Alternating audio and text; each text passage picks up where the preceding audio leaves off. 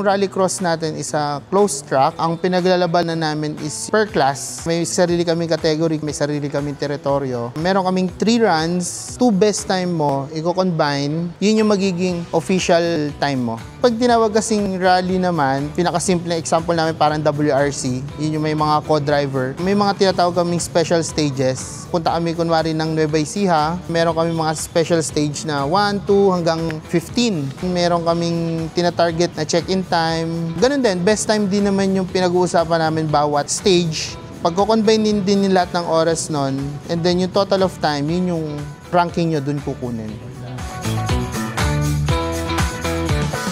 Ang isang importante sa rally is yung co-driver. Pasok!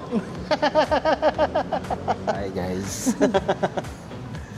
I'm John Ray San Diego. I'm the co-driver of Louie Camacho. In 2019, yun yung first experience ko sa driver. I got invited ng Toyota Gazoo Racing Philippines to participate at the Autocross Media Challenge. Then, I got invited back in 2023 na Autocross. And then, after that, 2024, yun na yung first circuit experience ko. For me, yung pinaka-importanting trabaho ng co-driver, yung pag-ensure na yung team nyo, yung driver mo, tsaka ikaw as a navigator, pasok kayo doon sa schedule kasi may race schedule yun. Sa rally kasi, may sinusunod na time yun. Eksakto yun. Hindi pwedeng early, hindi pwedeng late. Tapos, another job is nakikita na natin yung sa roadbook, sa mga pace notes, ganun, sa stages.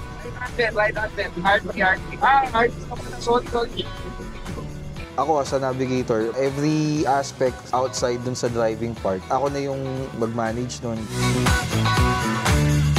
Yun, first yung 2018. First namin yung 2018. Pero magkababata kasi kami ni John Ray. High school friends kami. High school classmate kami. Kasama to. Tinuro pa no? Mina-mindset ko lang na wag ako makaperwisyo. Pero as funny as it sounds, don't mess up lang. Kasi parang, for example, if I may share lang doon sa lubang rally namin, there was a time na nagkamali ako ng computation doon sa time. Nasira talaga, na-penalize kami doon ng 15 minutes yata yun na adsang. So wala na, messed up na yung karera namin.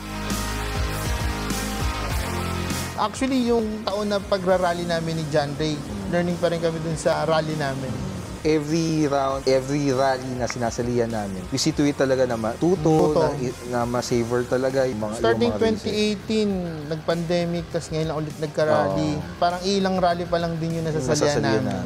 Every chance talaga na magkaroon na sumasali talaga kami. Kasi excited din kami matuto, ganun. Kung sakaling mapunta kami sa ibang bansa. Yan!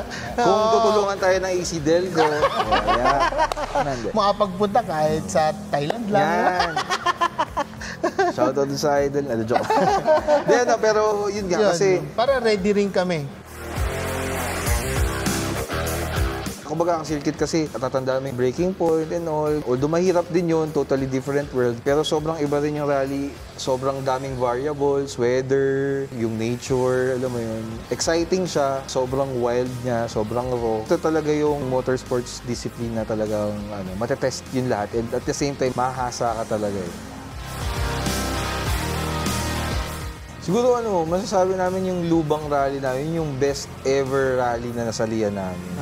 Kasi kudos din dun sa LGU ng lubang. Sobrang, pati yung mga sobrang community, nila. Lahat. Doon namin nakita na nanonood ng umuulan ng gabi. Parang concert, yung mga cellphone na yung mga ilaw ng phones. Ganun. As in talagang goosebumps talaga. Tapos dumagdag pa na sobrang ganda ng competition, naging tight. Ganun. Halos perfect talaga yung leg actually, pinag-usapan namin, although may last leg pa yung rally this season, we're looking forward na agad sa next lubang rally. Kasi parang yun yung highlight eh. Once na gusto nyo sumali sa isang karera, enjoy. Huwag nyo abulin yung award, trophy, first place. Para yung, alam ko, yung gigil nyo sa kalye, mas masarap dalhin sa motorsports yan, sa racetrack. Huwag kayo sa streets. Huwag kayo sa streets, ganyan. Bonus na lang yung bonus na lang ang trophy, award, ganyan. Kasi enjoy nyo lang kung ano yung gusto nyo, tumulin, or ma-experience yung limit ng kotse nyo. Enjoy nyo lang talaga. Sa akin siguro, be teachable. Alam mo yun, maging open ka sa mga comments ng mga mga tito mo or mga experienced drivers or participants. Yun, maging open ka sa sa mga comments ng iba. Pero at the same time, wag mo na i-pressure sarili mo. Kumbaga mag-enjoy ka. Certainty starts here. Shoutout ko lang sa Rallycross yung Isuzu pickup ko. Isuzu Philippines, thank you. Saka sa team namin ni John Ray, the best yung mechanics namin.